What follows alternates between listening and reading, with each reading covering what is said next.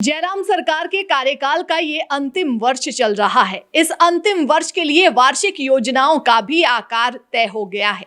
विधायकों से उनकी प्राथमिकताओं को लेकर बैठकें भी हो चुकी है। स्वाभाविक है कि आने वाला बजट चुनावी वर्ष का बजट होगा और उसमें हर वर्ग के लिए घोषणाओं का पिटारा होगा। ये घोषणाएं भविष्य के लिए होती हैं और चुनाव इसी वर्ष के अंत में होने हैं, तो उसके लिए आचार संहिता भी जल्द ही लागू हो जाएगी और उसी अनुपात में इन घोषणाओं के जमीन पर उतरने की जिम्मेदारी से सरकार बच जाएगी। इस परिदृश्य में ये आवश्यक हो जाता है कि मतदाता सरकार का आंकलन करने के लिए इन 4 वर्षों में की गई घोषणाओं पर हुए अमल को मानक बनाए। इसके लिए हर बजट में की गई घोषणाओं की सूची और सरकार की कुल आय का आंकड़ा हर समय सामने रखना होगा, क्योंकि सरकार के सारे खर्च उसकी आय और उसके द्वारा लिए गए कर्जों पर ही निर्भर करते हैं। इसमें यह भी ध्यान में रखना आवश्यक है कि सरकार केवल विकास कार्यों के लिए ही कर्ज ले सकती है, जिससे भविष्य में आय के स्थायी साधन निर्मित हो सके। प्रतिबद्ध खर्चों की पूर्ति के लिए कर्ज लेने का नियमों में कोई प्रावधान नहीं है। सरकार जो पूंजीगत प्राप्तियां बजट दस्तावेज में दिखाती है, वो शुद्ध रूप से कर्ज होता है और बजट दस्तावेज में कोष्ठक में लिखा भी जाता है।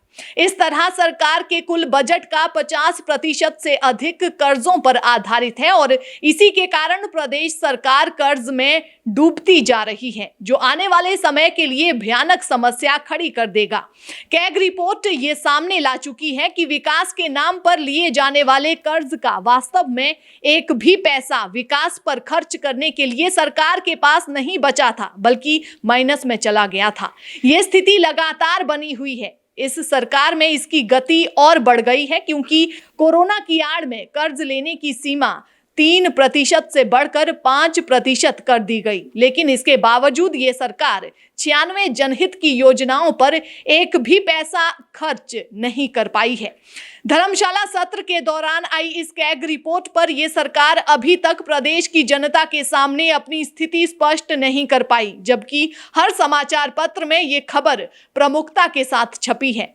बढ़ते कर्ज से महंगाई और बेरोजगारी लगातार बढ़ती है, ये कड़वा सच है। इस सरकार ने जब पहला बजट पेश किया था, तब कर्ज जो विरासत में मिला था, तब उसका करीब 46,000 करोड़ सदन में बताया गया था और आज बढ़कर करीब 70,000 करोड़ ये कर्ज हो चुका है। ऐसे में ये सवाल बनता है कि जब 96 योजनाओं पर एक भी पैसा खर्च नहीं किया गया, तो फिर ये कर्ज कहां खर्च किया। इस सत्र में ये जानकारी भी दी गई कि अब तक ये सरकार केवल 23,000 लोगों को ही नौकरियां दे पाई है, जबकि इस दौरान सेवानिवृत्त हुए कर्मचारियों का आंकड़ा ही इससे अधिक है। इस दौरान सरकार द्वारा दी जाने वाली हर सेवा के दाम बढ़ाए गए। इसका पता हर वर्ष बढ़े कर और गैर कर राजस्व से लग जाता है।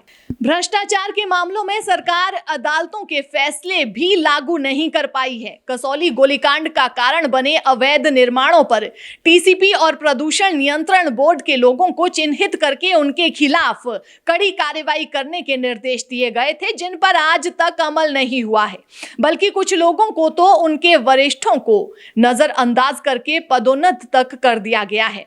इस तरह प्रताड़ित हुए लोग नौकरियों से त्यागपत्र देने पर मजबूर हुए हैं, क्योंकि मुख्यमंत्री उन्हें इंसाफ नहीं दे पाए हैं।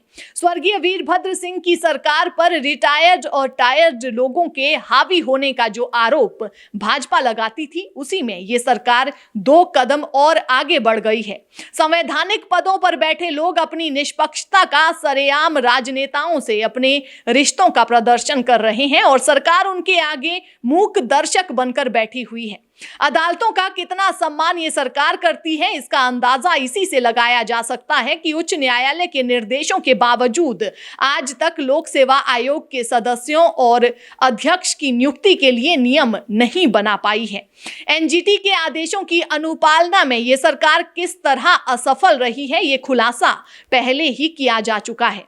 रोचक तो ये है कि सितंबर 2018 में राजकुमार राजेंद्र सिंह बनाम SJVNL मामले में आए फैसले पर ये सरकार आज तक अमल नहीं कर पाई है, जबकि फैसले के मुताबिक 2 माह में यहाँ रिकवरी होनी थी। इससे कई करोड़ सरकार के खजाने में आने थे। पिछली सरकार ने जिस स्कूल वर्दी घोटाले के सप्लायरों के करोड़ों रुपयों का भुगतान बतौर जुर्माना रोक दिया था, इस सरकार ने आते ही वो सारा पैसा सप्लायर को लौटा दिया। विभाग ने इस मामले को उच्च न्यायालय में ले जाने की फाइल चलाई, लेकिन ऊपर के निर्देशों से ऐसा नहीं हो पाया और सरकार को करोड़ों का नुकसान हो गया। जिन अधिकारियों ने खेल खेला वे आज मुख्यमंत्री के अति विश्वसनीय चेहरों में शामिल हैं। दर्जनों ऐसे मामले हैं जहां सरकार को करोड़ों का नुकसान पहुंचाया गया है। ऐसे में ये सवाल उठ रहे हैं कि सरकार की असफलताओं के लिए किसे जिम्मेदार ठहराया जाए, सरकार के मंत्रियों को, अधिकारियों को या स्वयं मुख्यमंत्री को। पिछले दिनों जब शिमला के बाद धर्मशाला में कार्यकारिणी की विस्तारित बैठक हुई थी और नेतृत्व परिवर्तन का मुद्दा उछला था, तब ये चर्चा उठी थी कि आने वाले चुनावों में कई विधायकों, पूर्व विधायकों और मंत्रियों के टिकट कटेंगे।